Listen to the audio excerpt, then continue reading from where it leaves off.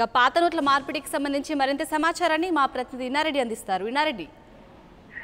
శాలిని, ఏమైతే అంటే పాత నోట్ల మార్పిడి 500 రూపాయలు 1000 రూపాయల నోట్లకు సంబంధించి దాదాపు 7 కోట్ల రూపాయల నోట్ల మార్పిడి విషయంలో శ్రీనివాస్ అనే వ్యక్తిని తర్వాత రవి అరెస్ట్ చేసి, అయితే ఆ శ్రీనివాస్ అనే వ్యక్తి జీవిత రాజశేఖర్ సంబంధించి దగ్గర బంధువు. గతంలో కూడా ఈయన ఒక దృశ్యంలో కూడా అరెస్ట్ చేయడం చెప్పని తెలుస్తాం. దీని మీద మనం జీవిత రాజశేఖర్తో మాట్లాడే ప్రయత్నం చేసినప్పుడు అది అతను తెలిసినప్పటికీ మీరు అతనికి నాకు ఎలా లింక్ పెడతారు, ఎలాంటి సంబంధం లేని చెప్పి కూడా ఆ జీవితం చెప్తున్న పరిస్థితి. అయితే ఏదేమైనప్పటికీ 7 కోట్ల రూపాయలు సంబంధించి పాత నోట్ల మార్పిడిలో వీళ్ళ హస్తులు ఉన్న విషయం కూడా పోలీసులు దర్యాప్తు కొనసాగిస్తా ఉన్నారు. శాలిని.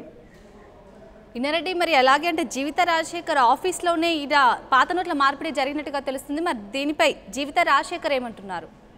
అంటే దీనికి సంబంధించి జరిగింది అంటే ఎక్కడైతే పాత నోట్ల మార్పిడి జరుగుతుందో గతంలో శ్రీనివాస్ తన వద్ద మేనేజర్ గా పనిచేశాడు. అయితే దీంట్లో నాకు ఎలాంటి సంబంధం లేదని చెప్పేసి కూడా జీవితం చెప్తా ఉంది. అయితే తన ఇంటి దగ్గర ఉన్న జోస్టోర్ క్రియేషన్స్ కార్యాలయం ఉంది, కానీ శ్రీనివాస ఎంటర్ప్రైజ్ కార్యాలయం లేదు. తన సోదరుడి పేరు మురళీ శ్రీనివాస్ కానీ ఇతను కాదు. తన సోదరుడు మురళీ శ్రీనివాస్ ఒక ఆరోగ్యం బాగాలేక హాస్పిటల్ చింగిపోతున్నాడు.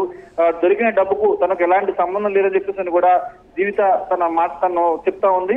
దీనికి సంబంధించి గతంలో తన దగ్గర మేనేజర్ గా మాత్రమే పనిచేశాడు, అతనికి నాకు సంబంధం చెప్తాను కూడా జీవిత తన బాధను వ్యక్తం చేస్తా ఉంది.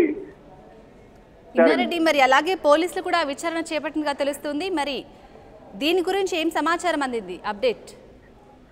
అంటే దీనికి సంబంధించి పూర్తి స్థాయిలో విచారణ కొనసాగుతూ ఉంది. అంటే 7 కోట్ల రూపాయలు 100 రూపాయల తర్వాత 500 రూపాయల నోట్లకు సంబంధించి పూర్తి స్థాయిలో విచారణ జరుగుతూ ఉంది.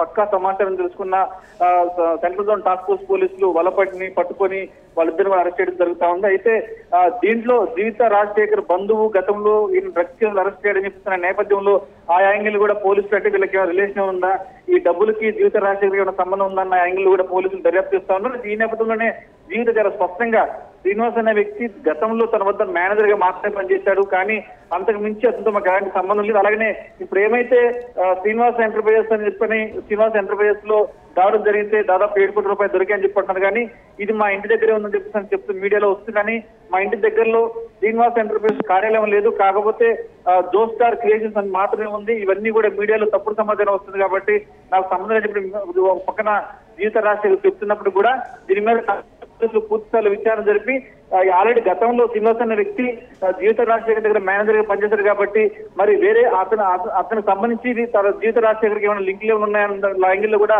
పోలీసులు దర్యాప్తు కొనసాగిస్తూ ఉన్నారు. Right, thank you Inna Reddy.